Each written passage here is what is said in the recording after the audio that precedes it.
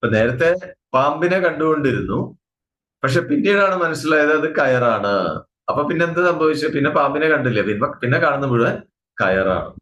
അതേപോലെ ഈ ദൃശ്യഭ്രമം നീങ്ങിക്കഴിഞ്ഞാൽ പിന്നെ ആത്മസാക്ഷാത്കാരത്തിന് വേറെ ഒന്നും ചെയ്യേണ്ട ആവശ്യമില്ല എന്നാണ്, വേറെ ഒരു ടെക്നിക്കും ആവശ്യമില്ല എന്നാണ് പറയുന്നത്.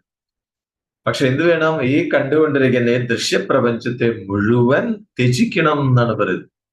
അപ്പൊ നമ്മൾ എന്തൊക്കെയാണ് നമുക്ക് ചുറ്റുപാടുമുള്ളത് അതിനെല്ലാം വിട്ടുകളയാൻ പറ്റണം എന്നാണ് പറയുന്നത്. അല്ലെ? അതങ്ങനെ തന്നെയാണല്ലോ. അപ്പൊ എന്തെങ്കിലും ഒരു സാധനം നമുക്ക് കിട്ടണമെങ്കിൽ വേറൊന്ന് നമ്മൾ കൊടുത്താലേ കിട്ടുള്ളൂ. അല്ലെ? എന്തെങ്കിലും ഒന്ന് കൊടുത്താലേ നമുക്ക് ഇങ്ങോട്ട് തിരിച്ചു കിട്ടുള്ളൂ വല്ലതും. നമുക്ക് വേണ്ട സാധനങ്ങൾ കിട്ടണമെങ്കിൽ നമ്മൾ വേറെ എന്തെങ്കിലും കൊടുക്കണം. ശരിയല്ലേ? ഇപ്പോ കടയിൽ പോയിട്ട് ഒരു സാധനം വാങ്ങിക്കണമെങ്കിൽ നമ്മളുടെ കയ്യിലുള്ള പണം കൊടുത്താലേ ആ കടയിലത്തെ സാധനം നമുക്ക് കിട്ടുള്ളൂ. ശരിയല്ലേ? അപ്പൊ അതേപോലെ തന്നെയാണ് ലോകത്തിലൊക്കെ അങ്ങനെ തന്നെ. എന്തെങ്കിലും ഒരു പദാർത്ഥം